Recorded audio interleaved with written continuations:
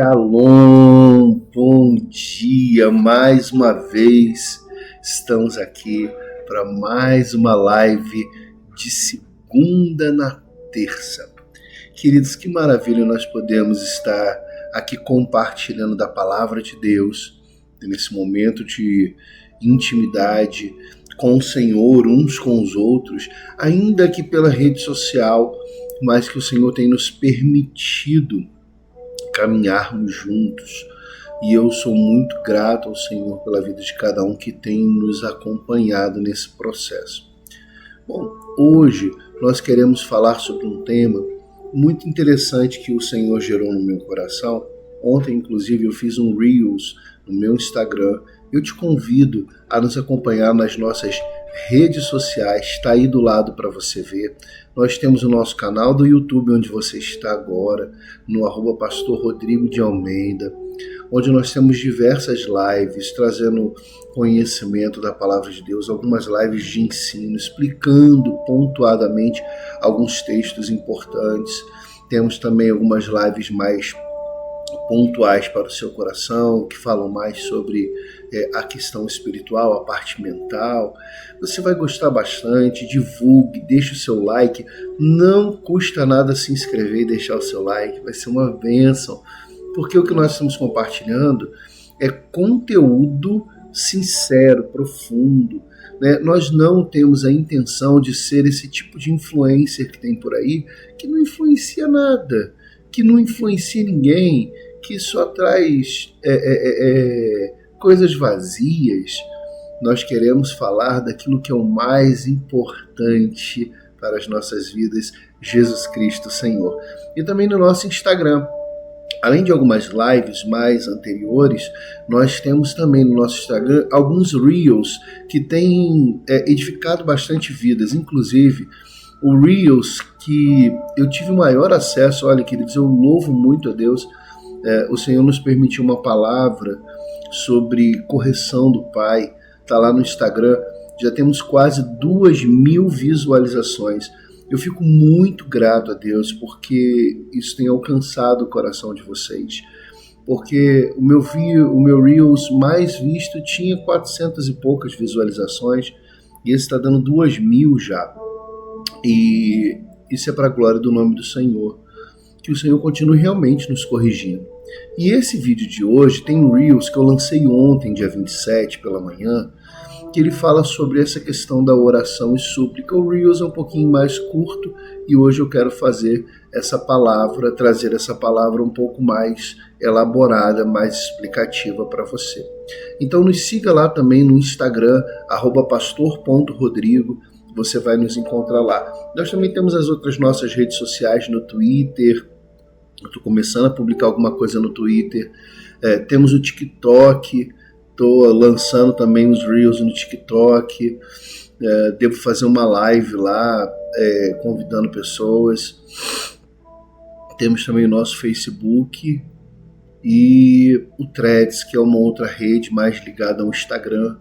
Mas nós estamos nas redes sociais aí, levando sempre a palavra do Senhor, buscando edificação para a sua vida, para que o Senhor possa ministrar no teu coração. Amém? Bom, queridos, eu quero orar com você, me permita orar com você nesse momento, para que a gente possa dar início a essa palavra, fazer a leitura desse texto. Nosso tema de hoje, como eu disse, oração e súplica. E eu quero falar sobre isso. Amém? Enquanto nós oramos, eu vou deixar aqui mais uma vez as nossas redes sociais, para que você possa estar em contato conosco. Amém? Que o Senhor nos abençoe. Pai, em nome de Jesus, eu oro agora pela vida de cada um deste meu irmão, dessa minha irmã que está conosco aqui, desse meu querido e amado, que vem receber dessa palavra, que vem buscar em Ti, não no Pastor Rodrigo, mas vem buscar no Senhor algo que possa gerar certa transformação para a sua vida, que possa impactar o seu coração, que não seja eu, mas que seja o Teu Espírito Santo a falar, que o Senhor possa ministrar sobre a vida deles, em nome de Jesus. Amém. Amém, querido. Glória a Deus. Eu vou te convidar a abrir o texto, um texto no livro de Atos dos Apóstolos, capítulo de número 1. Ontem eu mencionei no Reels o capítulo 1 e o capítulo 2, não fui num versículo especificamente, mas para o entendimento dessa live, até nós chegarmos àquilo que nós ministramos ontem, a gente vai fazer a leitura desse texto. Atos, capítulo de número 1, versículos de 12 a 14. E a gente vai trabalhar esses 3 versículos. Diz assim, olha, Atos 1, versículo 12. Então voltaram para Jerusalém do monte chamado das Oliveiras, o qual está perto de Jerusalém, a distância de um caminho de um sábado. E entrando, subiram ao cenáculo, onde habitavam Pedro e Tiago, João e André, Filipe e Tomé, Bartolomeu e Mateus, filho de Alfeu, filho de Alfeu, Simão o Zelote e Judas, irmão de Tiago. Versículo 14. Todos estes perseveravam unanimemente em oração e súplicas com as mulheres e Maria, mãe de Jesus, e com seus irmãos. Amém, queridos? Bom, o que nós queremos trazer para nós aqui? Primeiramente, eu vou só botar o versículo 13 aqui em tela para nós entendermos. Quando a gente olha primeiramente para esse versículo, como eu falei, hoje eu quero trazer primeiro uma explicação para depois a gente entrar no tema geral do que a gente quer falar. A gente olha para esses versículos, eles estavam no Monte das Oliveiras, Jesus havia ascendido aos céus, eles retornam para o lugar onde eles deveriam aguardar a promessa, que era a promessa do recebimento ou da descida do Espírito Santo, como você queira chamar. E eles voltam, e nesse cenáculo estavam ali, o texto diz habitavam, é porque eles se recolheram no cenáculo, esse cenáculo, provavelmente o mesmo cenáculo da última ceia que os discípulos realizaram com Jesus antes da crucificação, e eles ficaram ali recolhidos. Você lembra que após a crucificação de Jesus há um grande movimento, né? Esperava-se que Jesus ressuscitasse, então para aqueles que aguardavam a sua ressurreição havia um perigo de morte. Também os sacerdotes, sabendo dessa expectativa, eles tinham certo receio, porque poderiam roubar o corpo de Jesus e dizer que ele ressuscitou, e isso criaria um grande vulto. Eles pedem, inclusive, os sacerdotes guardas aos romanos para que guardassem o templo. Eu acho que eu até comentei numa live aqui algo muito interessante, a questão do pano, do lenço dobrado sobre a cabeceira. Há muita especulação a respeito disso, e alguns falam sobre tradições judaicas e tudo mais, e nós já comentamos aqui, não há nenhuma tradição judaica que fale que o pano dobrado significa que ele retornaria, né? Dizendo eu vou retornar, nada a esse título. Ele aponta mais para a ressurreição mesmo, porque havia uma expectativa de que o corpo seria roubado.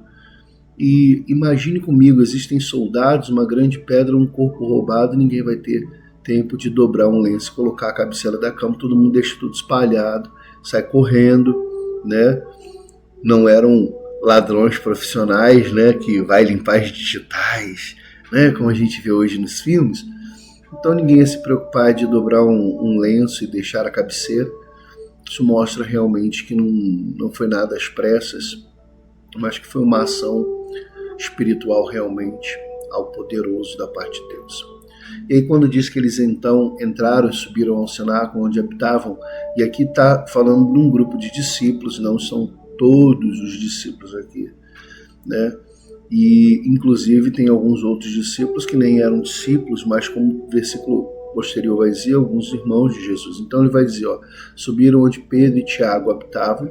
Pedro e Tiago aqui, Tiago irmão de João, João e André, irmãos de Pedro e Tiago, Filipe e Tomé, Bartolomeu e Mateus, Tiago filho de Alfeu, Simão Zelote e Judas irmão de Tiago. E aqui, quando fala Judas irmão de Tiago, não está se referindo a esse Tiago que também era irmão de João, mas está se referindo a Tiago, irmão de Jesus, que vem a ser líder da igreja em Jerusalém, que é o mesmo que escreve a carta de Tiago, lá no final do Novo Testamento, próximo já do livro de Apocalipse.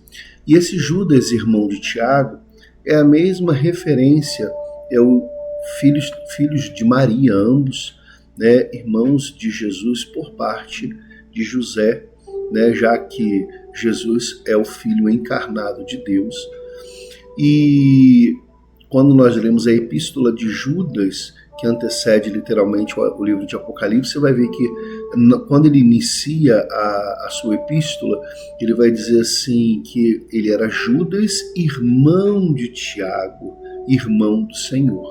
Tiago era o irmão mais velho, provavelmente, dentre os irmãos de Jesus, e então Judas ele se coloca como irmão de Tiago, irmão do Senhor. Amém. E aí vai dizer que todos perseveravam unanimemente com orações e súplicas com as mulheres, ou sejam, todas aquelas mulheres que serviam no ministério de Jesus, né? E com Maria, sua mãe, e seus irmãos. E aí a gente fecha essa ideia dos discípulos que ali estavam. Nesse momento, eu vou voltar aqui para mim, nesse momento, o que nós vamos observar é uma fala de Pedro em seguida, porque Judas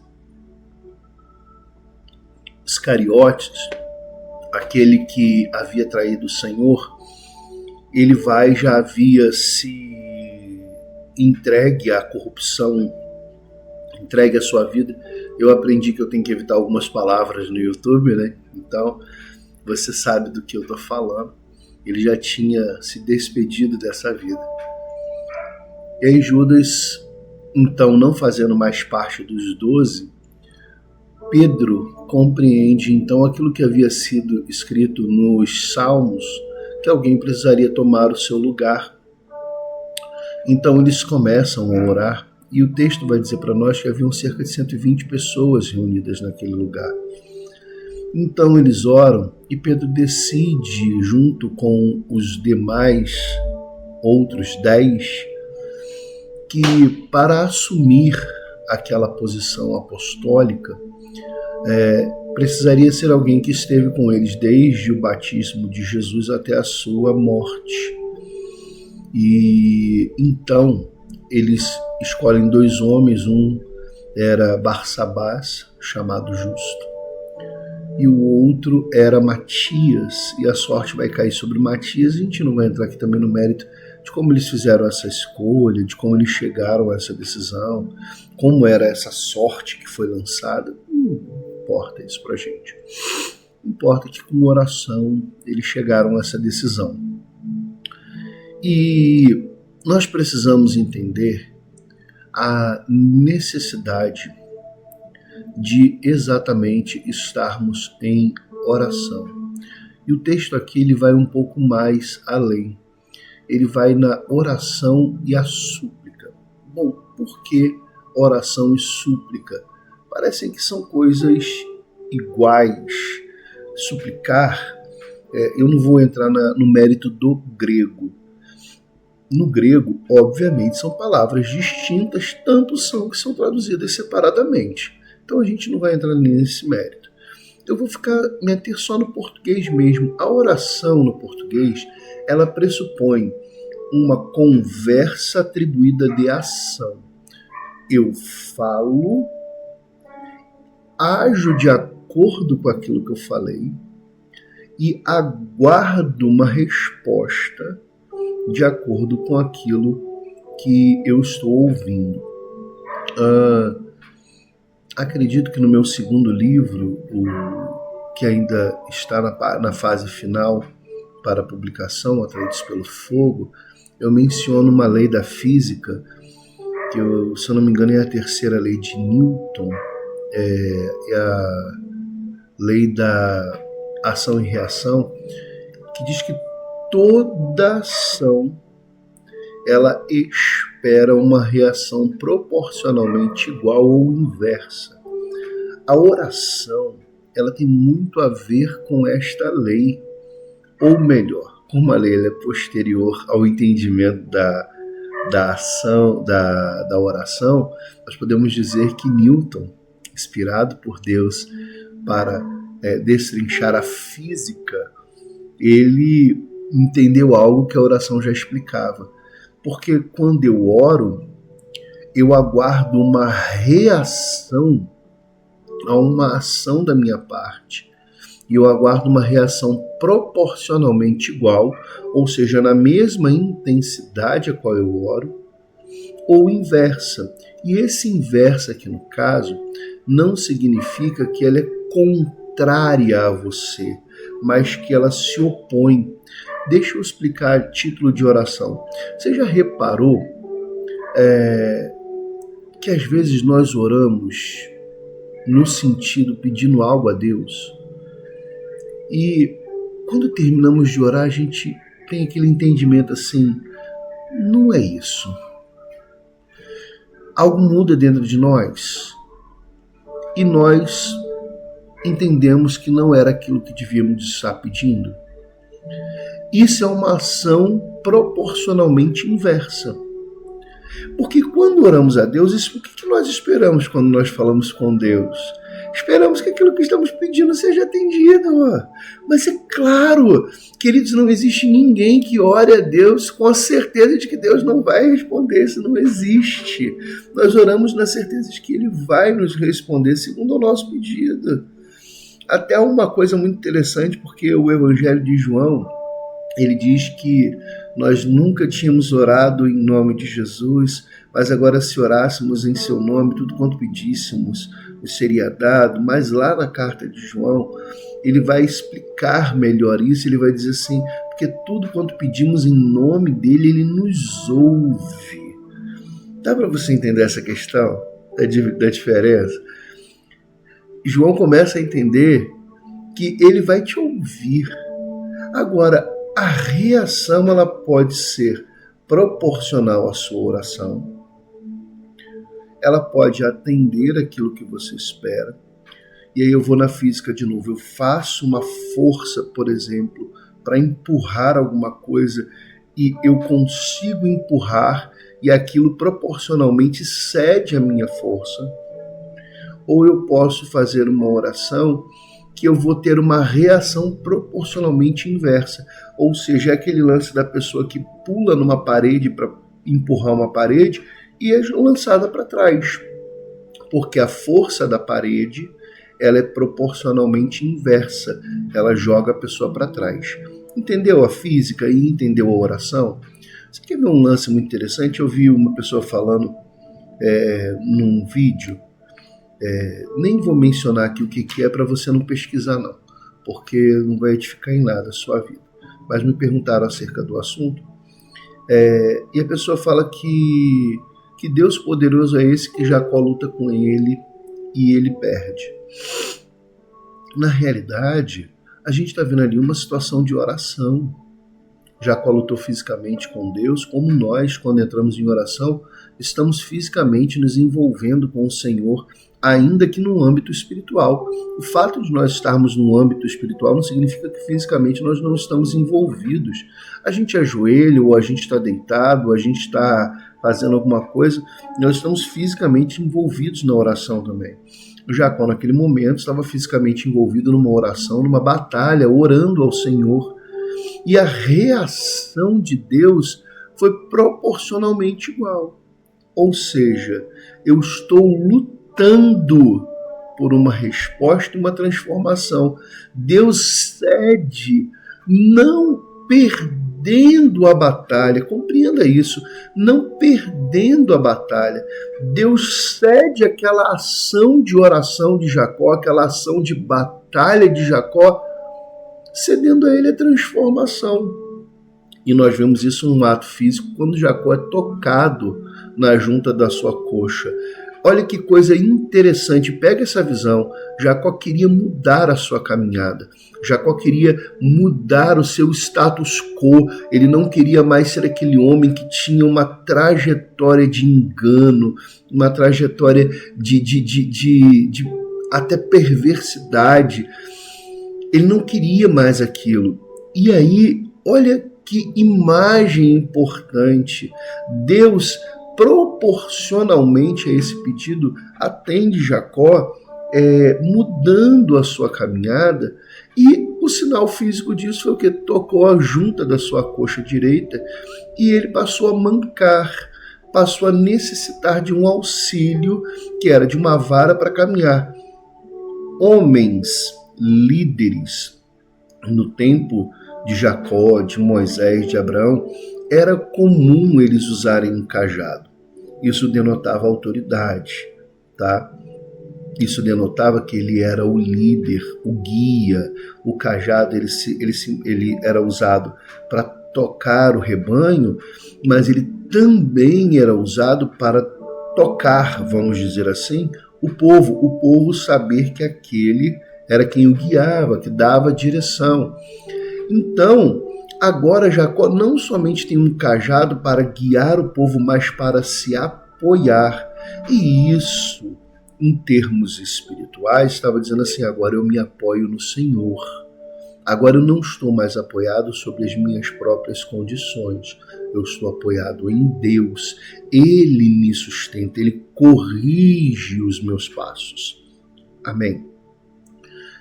Então, isso é quando a nossa oração ela recebe uma resposta proporcionalmente igual. Mas em alguns momentos nós vamos ter orações que elas vão ter uma resposta inversa. Elas vão mudar o nosso coração no sentido de que a gente vai entender que não é aquilo que Deus está desejando para as nossas vidas. E a gente vai começar a perceber através da nossa oração que o Senhor está moldando de forma diferente aquilo que Ele está fazendo nas nossas vidas. E aí você pode pensar comigo assim: mas como eu percebo isso? Como é que eu vou perceber que a minha oração ela está sendo respondida de forma a mudar o quadro? Bom, a oração pressupõe intimidade. Quanto mais eu oro, mais próximo de Deus eu estou. Às vezes, nós incorremos num fato e num erro de achar que é pelo muito orar que eu me aproximo de Deus. Jesus deixou isso muito claro, que os sacerdotes, eles gostavam muito das orações, eles passavam longos momentos de oração, e quando Jesus vai ao templo, ele faz uma comparação entre um sacerdote e um fariseu, e o sacerdote estava lá orando: eu não sou como este fariseu, eu oro tantas vezes no dia, eu jejuo tantas vezes na semana, eu faço, eu aconteço. Enquanto o fariseu, ele não tinha nem coragem de olhar para o alto, mas ele dizia: me perdoa, eu sou pecador. A oração não está relacionada ao tempo que você gasta de joelhos. A oração não está relacionada ao número de vezes que você se recolhe para orar.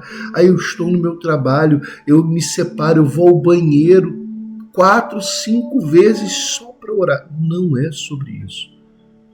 A oração é sobre o quanto eu posso ser sincero diante de Deus e abrir o meu coração. Não adianta uma oração, querido, que ela não fala verdades, mas vale uma oração simples, singular, que ela diga para Deus: Senhor, não tenho capacidade. Eu ontem orava a Deus, chegando na minha casa, já tinha tido um momento de oração no trabalho, estava vindo para casa, eu era muito cansado, eu tinha passado quase 24 horas fora de casa. E aí eu vindo para casa, eu estava falando: Senhor, eu tenho uma necessidade assim, mas eu não gostaria que fosse dessa forma, porque eu não me julgo capaz. É claro, Deus pode nos capacitar para qualquer coisa, amém? Se Ele falar que vai ser dessa maneira, Ele certamente vai te capacitar. Mas eu precisava ser sincero para Deus e dizer: Senhor, eu não tenho essa capacidade. Eu costumo dizer, quando eu falo que eu sei uma coisa, eu sei. Se eu não sei, eu preciso dizer que eu não sei. Eu não estou falando isso a título de você falar assim: nossa, você sabe muita coisa. Não, não é isso não. É de nós sabermos reconhecer diante de Deus até onde vai a nossa capacidade, porque Deus já nos capacitou, então você tem uma capacidade. Você é capacitado pelo Senhor para realizar uma obra. E você precisa entender isso. Deus te capacitou. mas reconheça até onde vai a capacidade do Senhor. Ontem nós estávamos no seminário, como eu já falei para os irmãos, eu, apesar de bacharelado em teologia, hoje na Convenção Batista Nacional, que eu congrego na Igreja Batista Nacional Shalom, em São Lourenço, para que eu seja reconhecido como pastor desta convenção, eu preciso fazer o seminário deles. E ontem a palavra do nosso pastor, o pastor Edson, era exatamente essa. Você precisa fazer com qualidade. Queridos, a pessoa se chegasse lá e não importasse absolutamente nada com a matéria, eu estou falando pessoalmente, com a matéria que está sendo dita, eu já estudei, vou fazer a prova com o meu conhecimento, sem analisar a apostila que está sendo dada, as nuances do que está sendo falado, dos pensamentos, as certas diferenças de interpretação que cada denominação traz, eu estaria desprezando aquilo que Deus está trazendo para a minha vida. Então eu estaria impedindo que o Senhor me capacitasse. Por quê? Porque eu estaria confiando na minha própria capacidade, mas eu não sou capacitado. Olha, queridos, eu gosto muito do estudo teológico, muitas pessoas gostam das aulas, quando eu dava aula, muitas pessoas gostam das minhas lives explicativas, mas eu não chego nem perto de um desses grandes homens que tem por aí, que gastam sua vida estudando. Eu trabalho, tenho minha família para cuidar, né? A gente envia a igreja para cuidar. Eu não sou o bambambam da teologia, então eu preciso reconhecer a minha incapacidade. Tem perguntas que eu não sei a resposta. Hoje um amigo me passou uma mensagem e falou assim, eu não sei se você já passou por isso, tem hora que você não sabe a resposta. Eu falei assim, já passei por isso todos os dias. Todos os dias a gente tem coisa que a gente não sabe a resposta. É claro que Deus nos coloca na maioria das situações, em situações que Ele já nos capacitou para aquilo. E aí é onde nós vamos chegar no final dessa live. Prosseguindo, nós temos a súplica. O que é a súplica? Bom, a súplica ela precisa de uma contextualização para o povo de Israel. O povo de Israel, eles faziam as suas orações, né? As orações que para nós é traduzidas como preces, muitas vezes orações sistematizadas, não eram orações repetidas. Observe, tem uma diferença. Às vezes algumas pessoas confundem orações sistematizadas com orações repetidas. Orações repetidas, e aqui eu não quero milindrar nossos irmãos católicos aí, é como você fazer o terço, né? Que você tem um número de orações específicas e etc. Aí você vai, num dado momento você ora uma outra oração específica, depois você retorna naquele princípio lá de oração. Não é isso. As orações sistematizadas eram quando você vai sair de casa, você tinha uma menção a sair de casa. Quando você ia ao templo, você tinha uma oração que mencionava a ida ao templo, né, como o alvo da oração, tá bom? Mas o povo de Israel tinha algo diferente, que eram as súplicas. A súplica era uma oração totalmente livre e desesperada. E ela apontava de determinadas maneiras. Era por hábito rasgar as vestes, era por hábito jogar cinza sobre a cabeça e se humilhar no pó. Bom, ajoelhar-se até o chão, botar literalmente a boca no chão, né? Isso expressava o quê? Quando você rasgava suas vestes, você estava dizendo assim, olha, eu estou me despindo, né? Eu estou me colocando totalmente nu diante de Deus. Eu não estou encobrindo nada. Jogar cinza sobre a cabeça era reconhecer a sua fragilidade humana. A Bíblia vai dizer lá no livro de Eclesiastes que o homem é pó, veio do pó e ao pó retornará. Então, aquela forma dizia o seguinte, quando lançava terra sobre a cabeça, eu não passo de poeira. Se o Senhor me soprar, eu me desfaço. Então, ele está dizendo que eu estou nu diante de Deus, eu estou completamente aberto diante de Deus, mas também que eu não sou nada. E quando ele se lançava no chão, ele estava dizendo assim: olha, eu estou retornando para o Senhor. Porque o Deus fez o homem da onde? Do pó da terra. Então, prostrar-se, colocando a boca no pó, significava que eu estou retornando para Deus.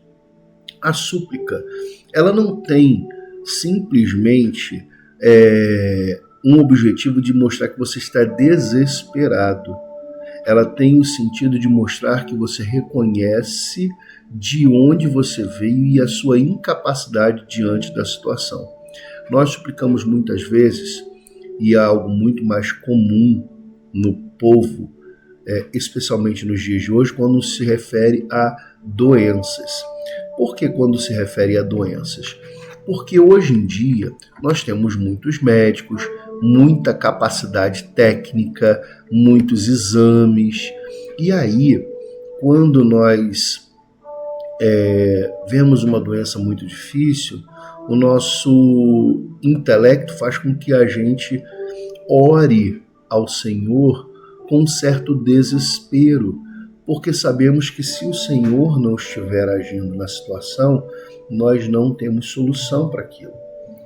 Então a nossa súplica muitas vezes está em sentidos onde nós não encontramos uma solução. Pode ser na área financeira, também acontece, na área de saúde, como eu falei, algumas situações, por exemplo, quando nós temos filhos que estão andando por caminhos errados ou parentes. Então a gente observa mais essa súplica. Não rasgamos as nossas vestes, nem lançamos pó sobre a nossa cabeça, mas oramos com uma intensidade e um reconhecimento maior daquilo que Deus pode fazer nas nossas vidas, daquilo que Deus é. Dito isso, o que nós precisamos trazer para as nossas vidas? O entendimento.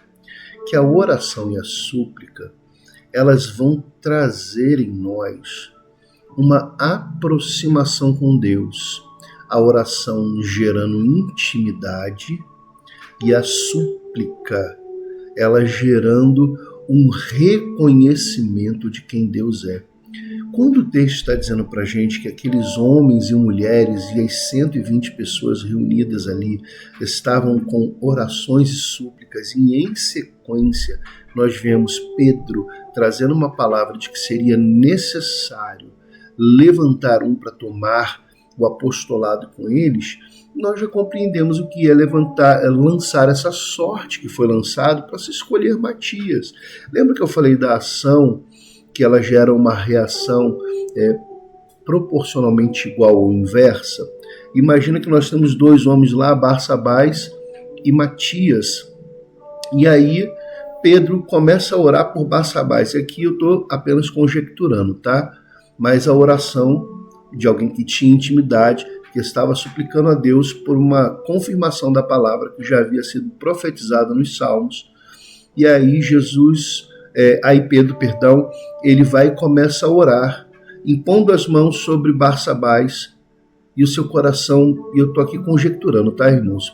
Preste bem atenção nisso, eu estou deduzindo aquilo que aconteceu. E aí o coração de Pedro se fecha.